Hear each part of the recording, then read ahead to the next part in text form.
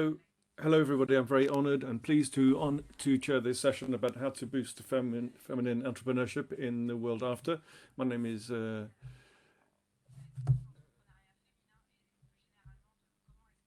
Bigonda. I'm in charge of from AFD. Very pleased to be here, and I'm very moved to be able to welcome to this panel 6 women who are very distinguished.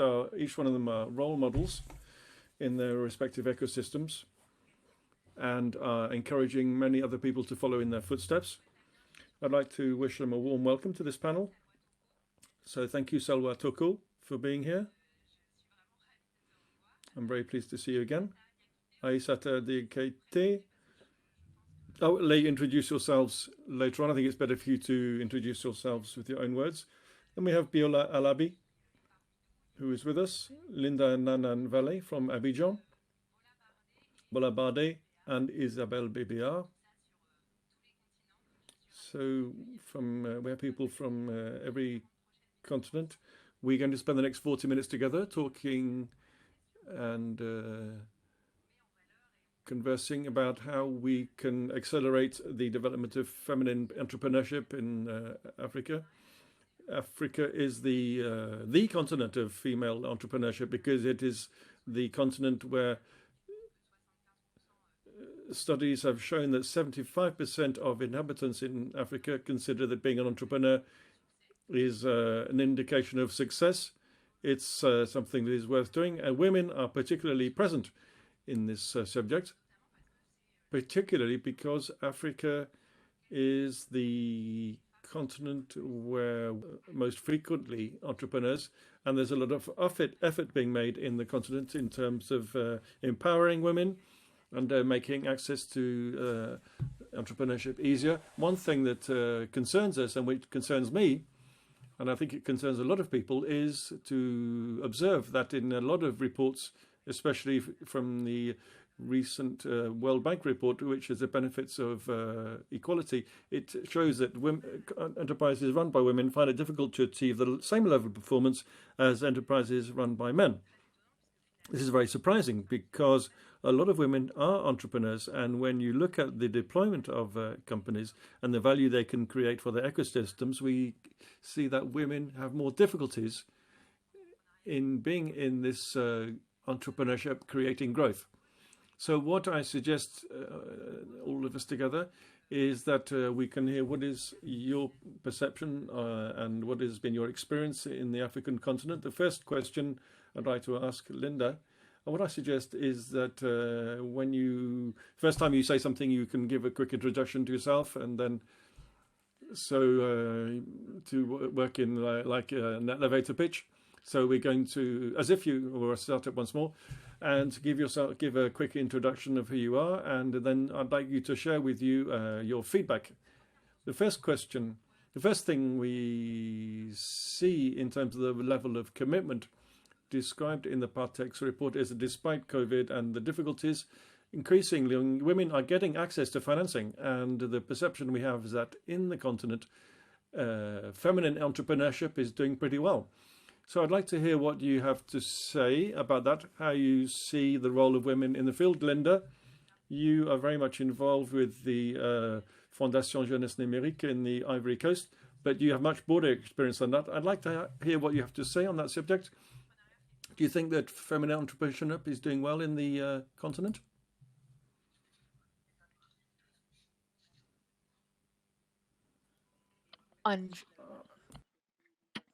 So I work in IT and communication. I'm also a researcher and trainer, and I work with robotics. And we work with autistic adults. Alongside that, I run a foundation. So as you said, we are very happy because we can see that the proportion of women who are creating their own companies is increasing. We don't have access to recent figures in the last couple of years, but the Digital Youth Foundation has shown that we had 11 women out of 36 incubated companies. So we're very, very happy with that. So in general, we can see that through studies, for example, that in different countries and regions it has confirmed this trend. So now, is female entrepreneurship rolled out properly everywhere? Well, there's still work to do in terms of organisation, access, and equal opportunities. But I do believe that we are progressing in a very positive way. Thank you very much, Linda, for your comments. Biola, I would also like to hear your feedback.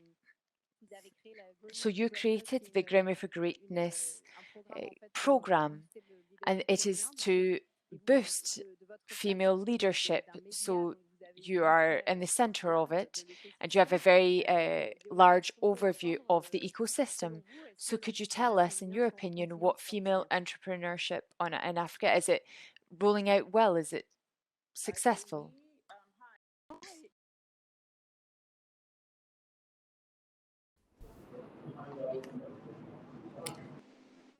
I believe, hi, my name is Biola. I believe there's going to be a translation, but I can't hear the translation. Okay, so maybe I shall switch to English if it's better for you. I don't know. Perfect, thank you. Okay, so welcome, Viola. Thank you very much for being with us. My question, very simple, was: do you, in your view, based on your experience and your commitment in growing for greatness, is it true that women entrepreneurship is doing very fine and is booming on the continent?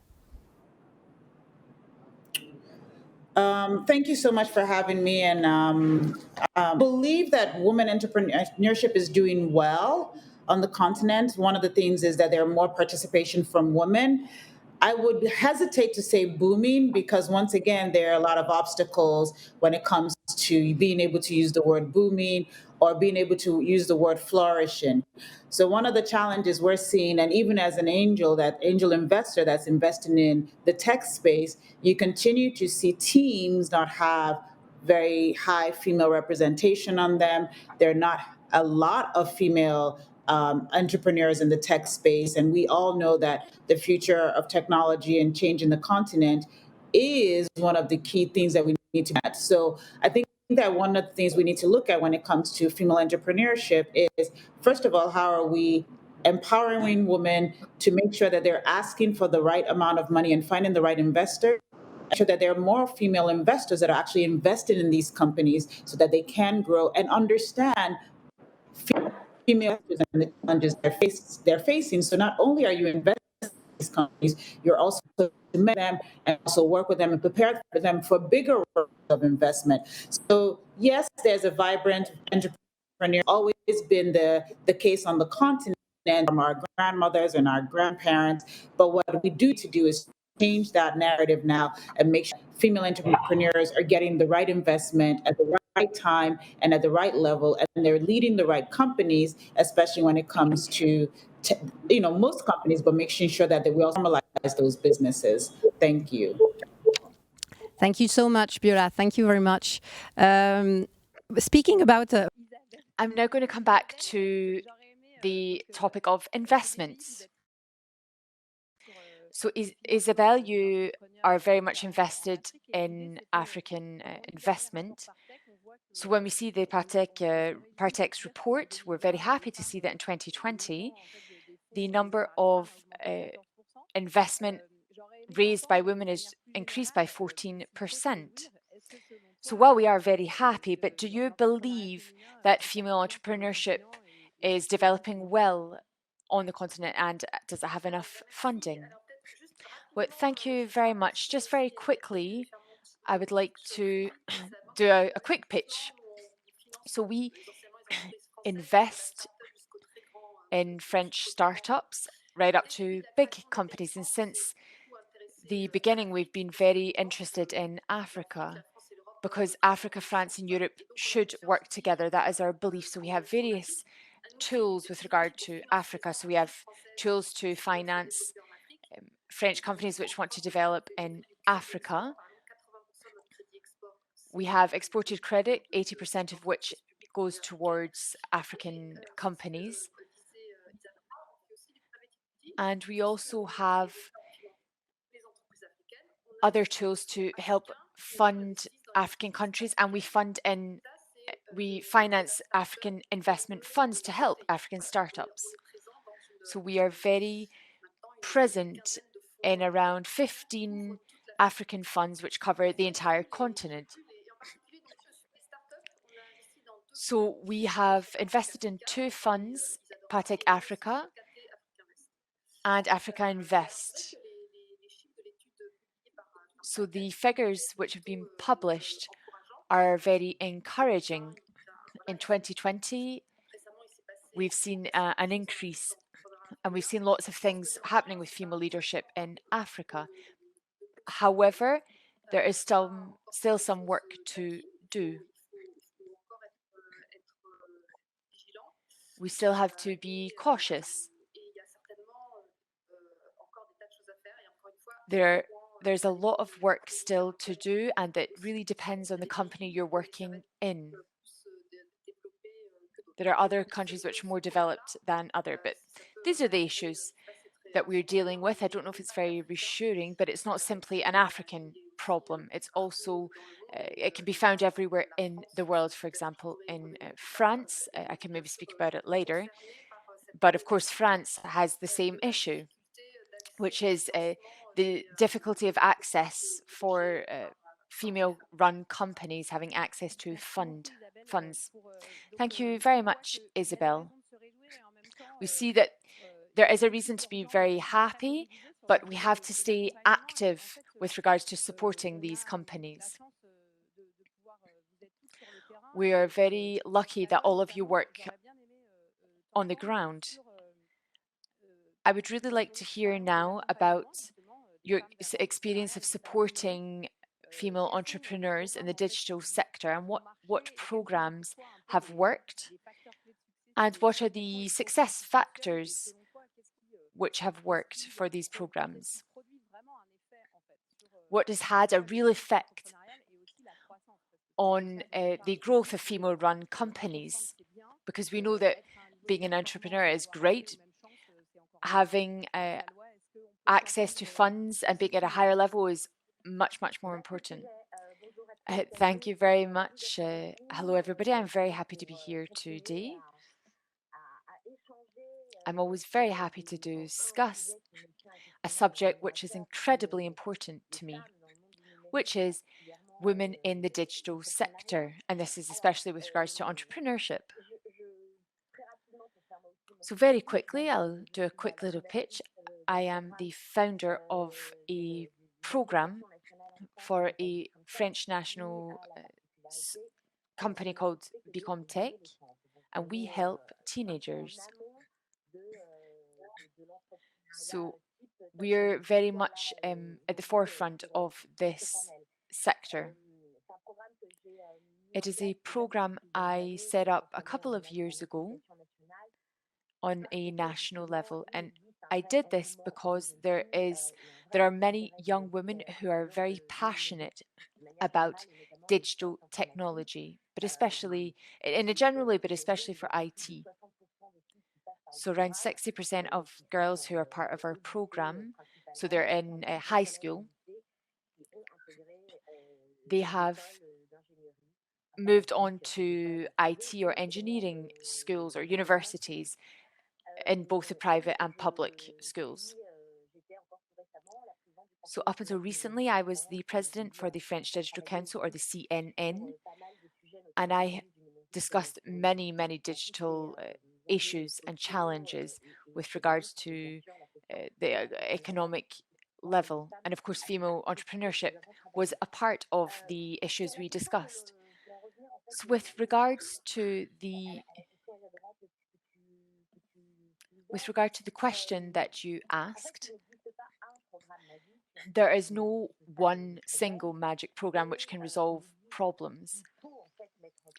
What we have to do is to set up an array of programs, and that would allow women in parallel to work towards for women to be able to better adapt to entrepreneurship. So, for example, if it's looking for funding, or if it's looking for specific expertise that they want to implement in their company, communication, recruitment, etc. It's supporting them in various elements of their business. It's not just one single program which would be able to help these women develop their companies. So it's not one single program that will help with this flourishing in female entrepreneurship. So with regards to Africa, and the differences between Africa and other Western countries, either in Europe or in the USA, is that women in Africa are entrepreneurs by necessity. They do it to survive. So it's developing in the context of an informal economy. However, it's very badly measured because it's informal.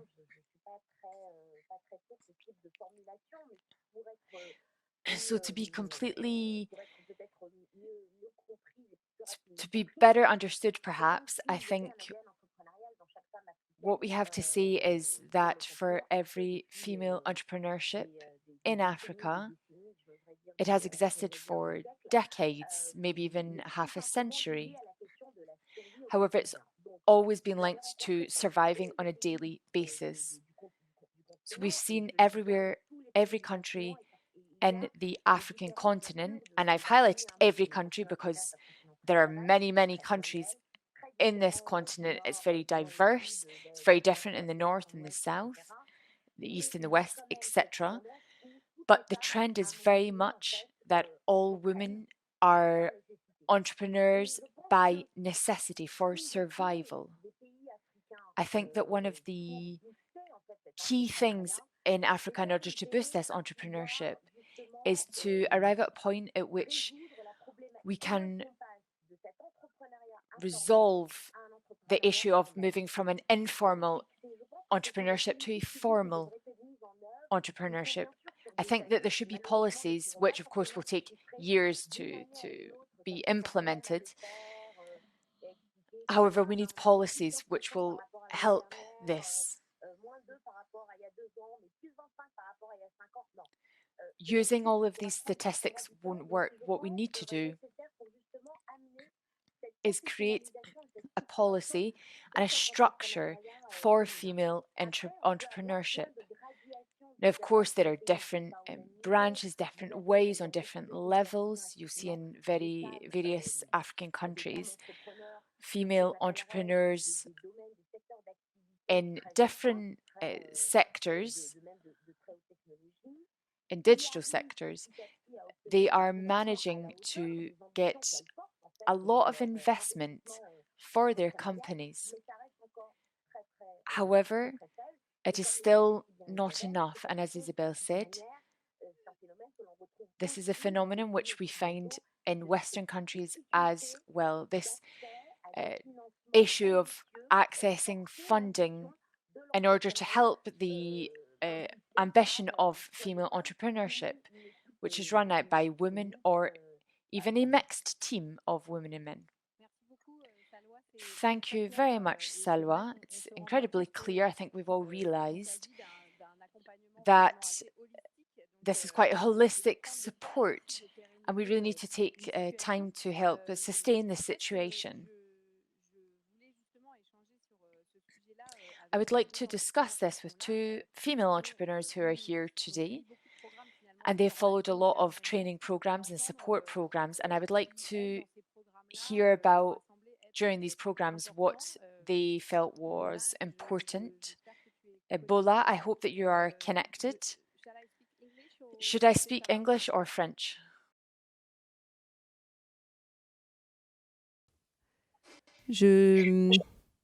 Can you just note, I don't know if I shall speak English or French. English? Ah, okay. Thank you. So thank you, Bola. Welcome. I see that in the screen that you don't move anymore, so I don't know if you well connected or not. My question was very simple: is as you've been following different training around entrepreneurships and different programs, I would be very interested in knowing what has been for you the key factor that helped you create your venture and succeed, because you definitely you definitely lead you are leading a successful venture, so we very happy to be able to hear you on this topic. Can you hear me, Bola? I'm looking at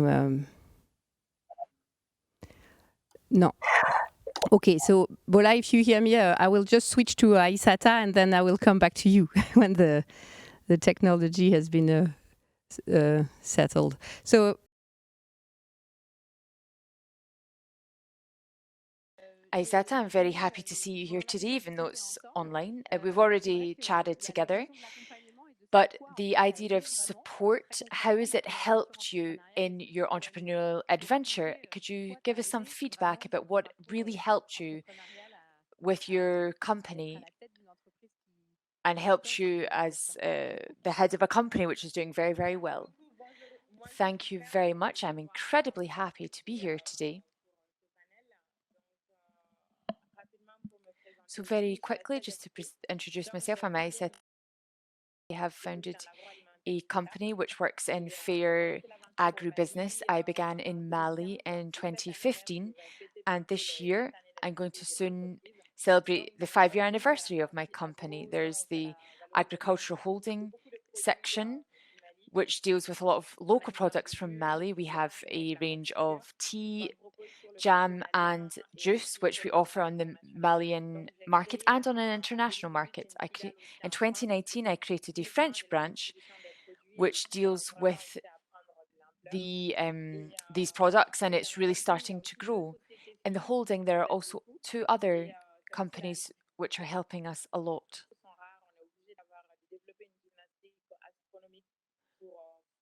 Apologies, the interpreter didn't hear due to a technical issue. So I have a company, Sophia,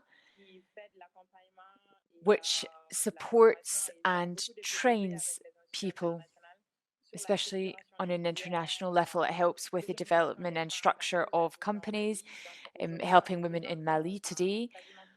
We are pretty much completely present in Mali in the agricultural sector. There are even areas in which the state is not yet working, but we are.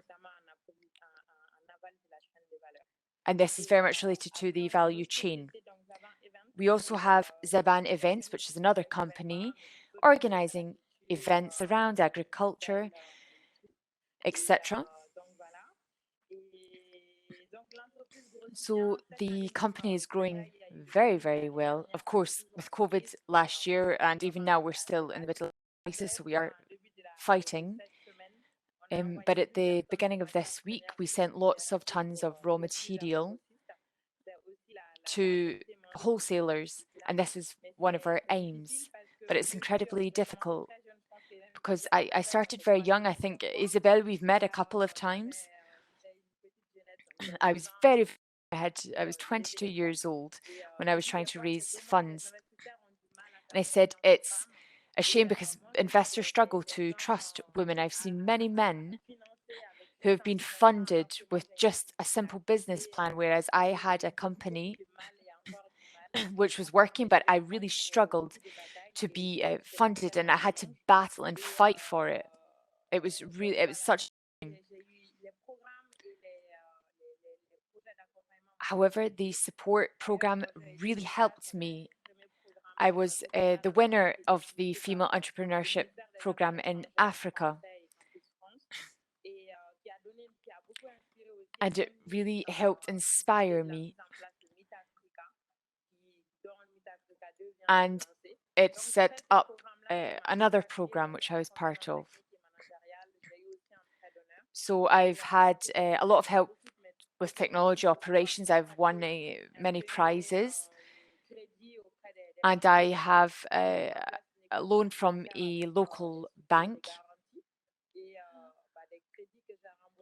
And the loans which I have paid back has been quite hard because of the interest rates, even though we're in a difficult period, I have had a good experience. And today I've actually decided no longer to go towards banks for raising money,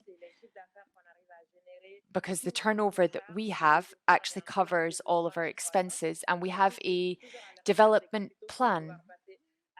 And we are, of course, looking for investment in order to develop. So I was part of the first edition of Emerging Valley, and I developed a great network.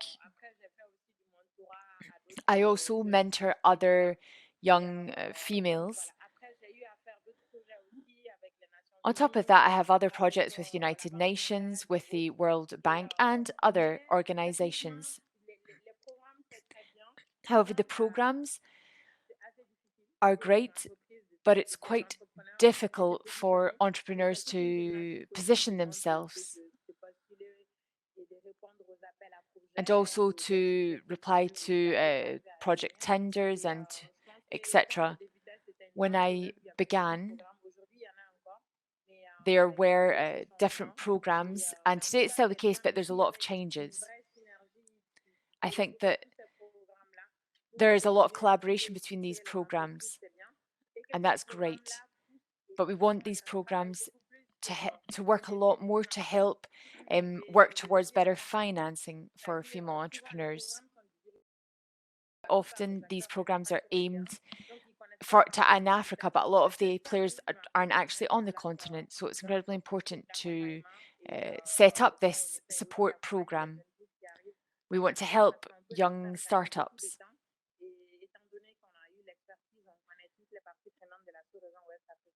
So we know that the ecosystem in West Africa is developing, but the real issue is very much the issue of having access to funding for female entrepreneurs. It's incredibly difficult, even when you're making money.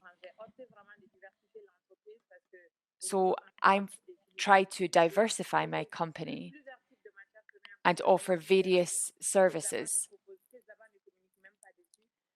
because quite often investors don't consider us. And it's incredibly difficult, and even investment funds in Africa don't actually finance. We are very inspired by this. Bola, I see that you are moving, and you said I could speak French, so I'm going to speak French, if that's okay.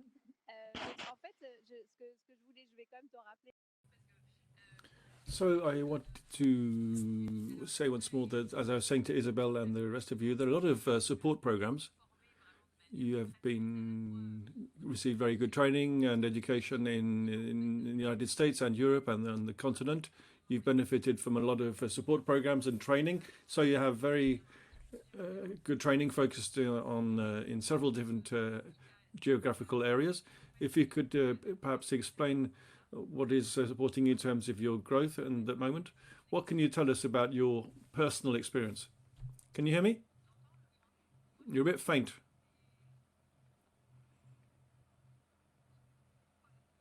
I have some connection problems. Can you hear me? Yes, we can hear you.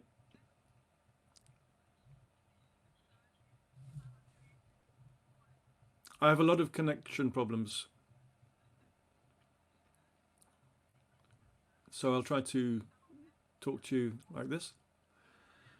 Thank you, first of all, very much for enabling me to participate as part of this Emerging Valley panel. And my Yolo Bade. I created my company in 2019 called Susu. Susu is a company that does business in the health field. It's a company I created following a rather sad story, following an event in my family. I'm from Benin originally, so I'm part of the Benin diaspora. I've been living in Europe for more than half my life. I left one of my loved ones at the end of 2017. That's how the idea of Susu came to me. It's a service that we wanted to create in order to effectively allocate the remittances sent to Africa to healthcare services. Often this financial resources that are sent, hundreds of millions of dollars that are sent every day by the diaspora to their loved ones in Africa, is an amount that makes it possible to various different types of health services and education services and food as well, of course. And we realized that in the health sector, it was rather inefficient because the money sent to Africa by the diasporas was not really being used to improve the health of people receiving the money, because the people didn't have access to quality healthcare locally, because they could be exposed to fake medicines, because there was a problem. Low penetration rate of health insurance in Africa, very low. It's only about 1% or even less than 1% in some countries. So most people don't have access to health insurance, and so they have to pay for their healthcare out of their own pocket. And so they wait till the last possible moment before going to the doctor or getting healthcare. So, and we realized that the levels of disease are exploding in Africa because especially in transmissible diseases such as HIV or malaria. And so we realized there's something to do in this area to have a more effective and efficient use of this money being sent by the diaspora, so that in order to really improve the health of families. So this is why we created Susu. Susu is a subscription-based service where the diaspora can subscribe to using internet on behalf of one or more loved ones living in the country of origin. This gives the people living in Africa access to different types of services. First of all, insurance, so they have a health insurance coverage to pay for their healthcare. They also have access to a healthcare network. They also have access to assistance, because we felt it was important to provide insurance, health insurance, but also to accompany people as they have their healthcare. So we provide services such as a call center and making appointments, and also referrals to specialists, so that the healthcare is not only financed, but also the people benefit from the right kind of support they need depending on their state of health.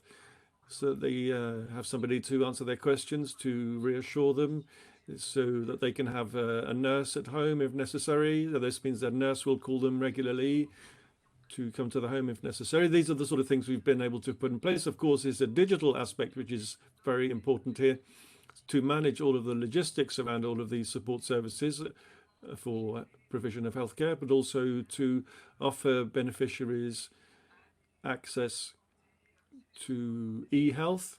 This is the kind of thing we're setting up. Also telemedicine and connected devices in order to regularly collect medical data from people so that we can monitor their state of health. That's the sort of service we provide.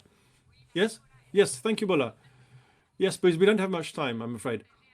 Perhaps you could share with us very quickly, then you can say a few words afterwards about the last part of our interview, which is very short, too short, of course. Could you say something about the different programs? What really helped you the most, and what was missing in the assistance you were receiving? We want to end with a kind of wish list of what you'd have liked to have when you were starting out, because we're looking at ways to boost feminine entrepreneurship. What was the best thing about the programs you benefited from, and what was missing from those programs? What do you think they should be offered to women who want to become entrepreneurs on the continent? There are lots of things that have been said already, so I don't want to repeat what's already been said. I agreed very much with what Salwa was saying. She's in the same situation as me. I would say African women tend to be entrepreneurs by nature. I lived in a family of entrepreneurs. All of the people around me were entrepreneurs. All of the women around me were very active because of, in order to survive, survival instinct to get their family food and money. It was a way for them to earn a living. I wouldn't say personally, as a woman, anything was missing from the support I received. Make the most of what we have. I think I've been quite lucky, in fact, because I am a woman entrepreneur, and I was lucky to become a woman entrepreneur at the time I did, because a lot of things are made available to women. We have programs that are made set up specifically for women to help women entrepreneurs. There are funds that also set up specifically dedicated to women. There are lots of initiatives being taken increasingly for women as entrepreneurs, but I don't really think I represent the largest proportion of women entrepreneurs who I would say need to find a way to professionalize the way they work, to have basic skills in management and finance, not to be clever. What's the difference between turnover and profit, for example? It's the basics really of entrepreneurship. This is what women need, I think. And also this will enable them to become more ambitious and to become more efficient in the way they manage their businesses, and so they are profitable. That's what I would like to say. Thank you very much, Paula and Linda. Do you agree? A lot of things already exist, apparently, and so if there's something else needs to be set up, maybe it needs to have access to more technical skills and more entrepreneurship skills, or do you think something else, some other kind of magic bullet or silver bullet that could be put in place?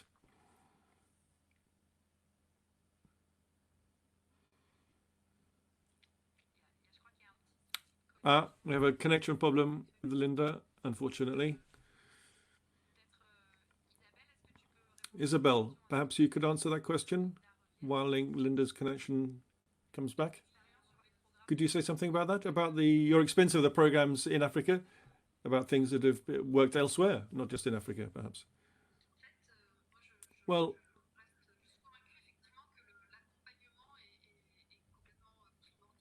I think, first of all, we have to say that support is absolutely vital. There's a financial part is important, but if you don't have support and assistance in addition to finance, that's not going to be sufficient. It won't be efficient, especially when you're creating a company. As has just been said, both men and women need to learn the basics of being an entrepreneur. In Africa, we haven't set up a training course for African companies. What we have done is we've created an accelerator for French SMEs who want to develop business in Africa. So we have, in groups of 30, for 2 years, we support them. First of all, we bring them together so they can get to know each other and talk to each other. That's very important. And then we give them coaching, we give them advice, we give them training, and they share their networks at the same time. This makes it possible for them to grow in Africa. And in that way, we would be able to set up several accelerators in France. That's one of our main themes. That's one of our main areas of action for Africa. And of course, our ambition is to develop this initiative further. A month ago, we launched our first class of 30 people participating in the accelerator program. This is a form of assistance which I think is very useful. I'd like to add one little thing. Of course, support is very important. And as an investor, I think that the financial industry has to focus more on feminization, and including in its own personnel, and the feminization of the companies that it invests in. There's an initiative in France which is very interesting. It's a charter created by Sistac, a collective of female entrepreneurs, women entrepreneurs, who do a lot of advocacy work. Then there's the National Digital Council as well, and they define guidelines to help investment funds improve in areas concerning gender. And as investors, BPI France, of course, we participate fully and we adhere to this charter. And we work with an investment fund, or when we invest in a company, we, of course, comply with the objectives of the charter. I won't go any further because we don't have much time. I'll let my colleagues participate as well. But this charter is a very useful tool. Thank you, Isabelle, for sharing that with us. We don't have much time, as I'd like to hear quickly from those who haven't said anything yet. Linda, can you hear me now? Just to quickly share with us what you think is perhaps the magic ingredient to enable women to create and develop their business?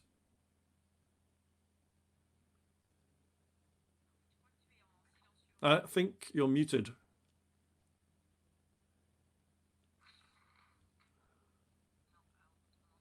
No, I'm sorry, we can't.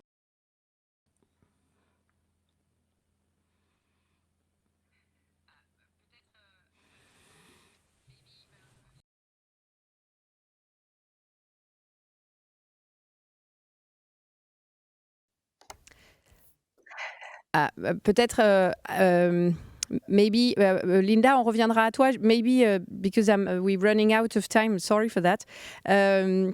Viola, would you be kind enough to share with us what's, in your view, the magic ingredient for the women entrepreneurship on the continent to bloom? Sure. I hope I'm not anyone else has said, so pardon me because most of the session I didn't have a translation. But I think that one of the things that we do know now is that women are capable, women are interested in business, women are interested in science.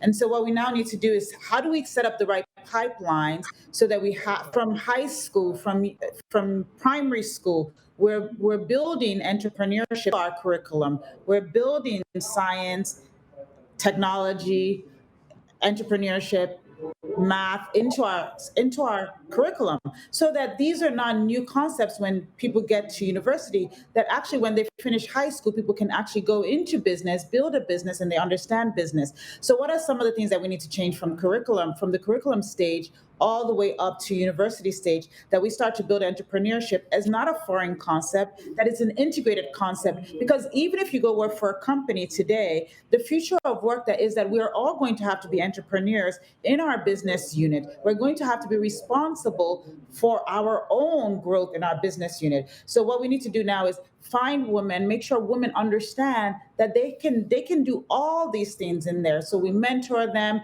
but not just mentorship, really make sure that there's access to finance, and not small money. Women can take big money on and run a big business and succeed in big businesses.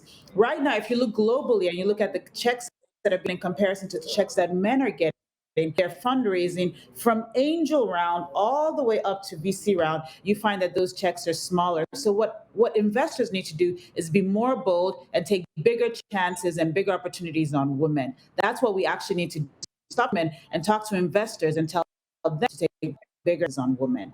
Thank you so much for having me as part of this. Thank you so much. Well, I see that I see we don't have too much time. I hear you talking about leaderships and the leadership purpose and the inspiration we give to women. Maybe Linda, you could say something there. I'll let Salwa say the final words. Linda, can we hear you now, perhaps? No, sorry, we can't hear you.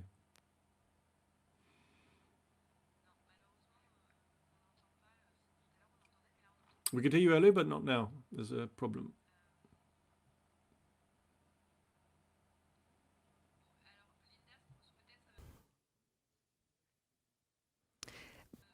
Linda, perhaps you could send me in written form the message you wanted to convey to us, perhaps, because we couldn't hear you. Salwa, would you like to give us the closing words for our session, which has been very interesting?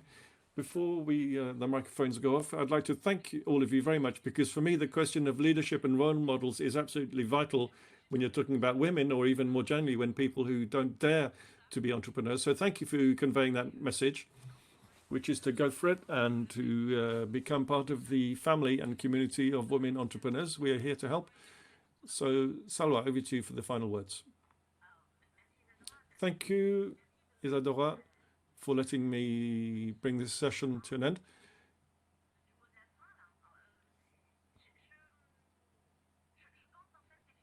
I think that we have talked about these subjects from our own situations and based on our own experience.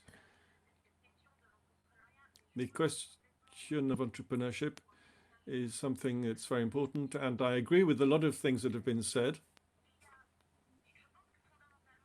I think that fundamentally there are two areas we need to focus on more, and we need to make greater efforts so that in a few years' time we'll at last be able to rejoice and we'll be able to set up a feminine entrepreneurship that is the value of which is fully recognized.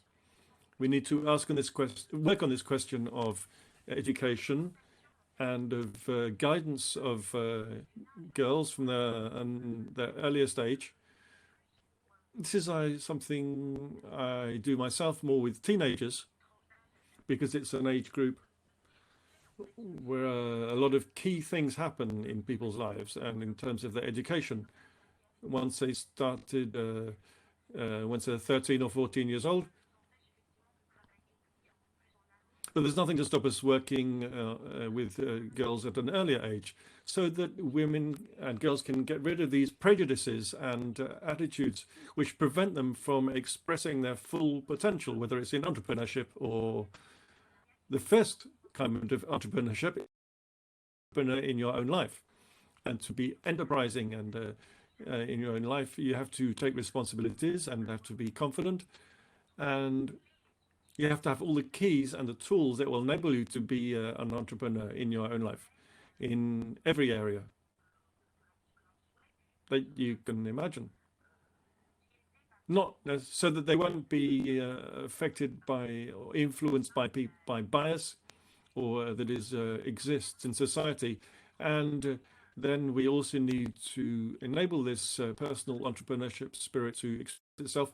We have to work much more on the duo between support and access to financing.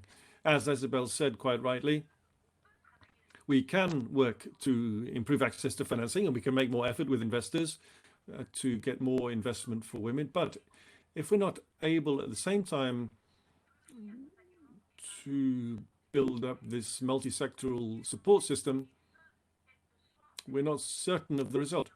Whether it's a man or a woman, we cannot be certain that this investment will actually produce results.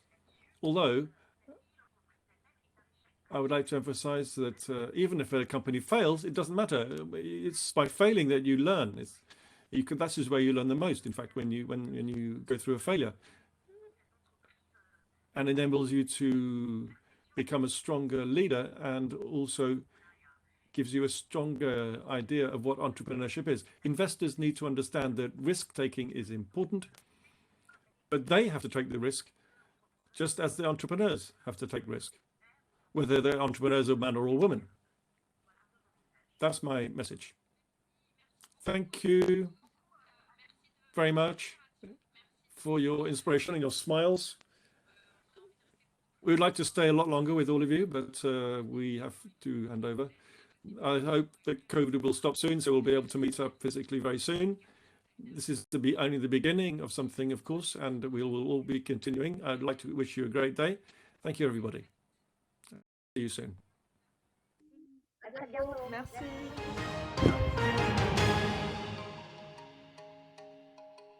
Voilà, il faut qu'on se parle.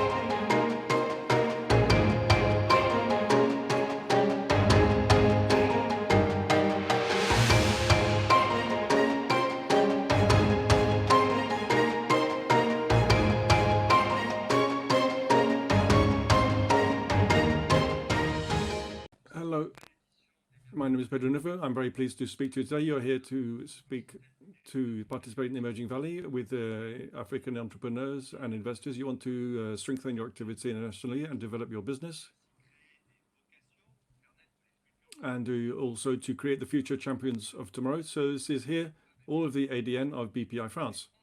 BPI France funds companies at every stage of their development, and the credit and guarantees and in equity and equity. We accompany them with innovation projects and internationally. BPI France also provides export activities through a large number of products and advice and networking and acceleration programs for startups, SMEs, and mid-caps who are part of the offer provided to entrepreneurs.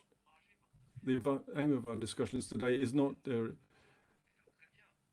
only to introduce feminine entrepreneurship.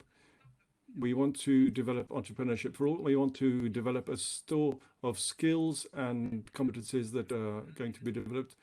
It's what is interesting. It's important to realize the full potential of women entrepreneurs. This is an opportunity for growth and the prosperity of the continent. As a public bank for entrepreneurs, we are here to remove the barriers that might be faced by women entrepreneurs. This is the undertaking of BPI France to entrepreneurs. With BPI France, ever since it's been created, we are particularly working on women's entrepreneurship as a priority action as part of the mission statement of the bank. We have very detailed knowledge of women entrepreneurs, especially through the studies carried out by BPI France Lab. The last report has just been published. It can be consulted online. What do we take away from the study? The business leaders, when they're women, are more determined than salaried employees before they're entrepreneurs. They tend to be focused in certain sectors, such as services. They only represent 30% of 30% in the diaspora. If we focus on these people, they have more diplomas and they're younger. And they have personal and financial situations which are less favorable. These profiles are very different from their masculine peers, and this is why we have developed continuous actions to support them. With the BPI France action, the aim is to promote entrepreneurship for all, and particularly women, by removing barriers to businesses. Then also through our own investment activity, our strategic aim is to favor a mix of different portfolios within companies. Our objective is part of the 7 measures announced on February this year with Wilfried Lorigaro, also our testimony of this. Among these measures, we have made available to women entrepreneurs a research engine to help them better identify the services and gain access to.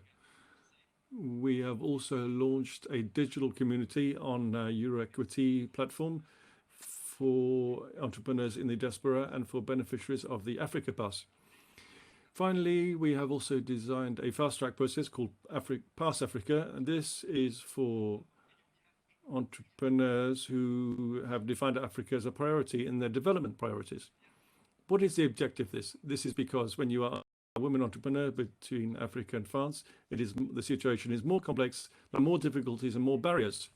So the Africa Pass selects several dozen entrepreneurs every year to remove the barriers from them, to enable them to gain access to the tools that are dedicated to them. We have an aim of promoting 20 entrepreneurs to create a bridge between Europe and Africa with emblematic projects. Remarkable women. So how does Pass Africa work? First of all, it provides unique priority access to the countries that BPI France works with and creates a strong, committed community. I'd like to share a few examples. Diana Brondel with Zalis, who created a company that enables teenagers to run their own account. I'm also thinking Aisita Dikati and Zaban, a range of products based on fruits and flowers that she commercialized with great talent. Fatima Tanyong from Black Spoon, who offers food truck services and home delivery services with African cooking, which started in 2014. on the defense side. She produces the products and delivers them directly to consumers. She works with Auchan, supermarket chain in Senegal. I'm also thinking Sakina Amsa, with a company called Sakina, with her brand and initiative. Sakina Amsa uses fashion as a vehicle for insertion. I'm thinking also Lola Balado from Susu. This is a digital health service, enables African diaspora to provide the best health care to their families in Africa. These are a few examples of women entrepreneurs who have joined this first group, where we'll be giving them personalized services to help them better organize their companies so that they can sell their products and services more effectively. In the next few weeks, we'll be launching a call for proposals. So don't hesitate to present your candidacy. You have to be ambitious. When the economy restarts, there will be many opportunities. Where you have ambitions, you will find us.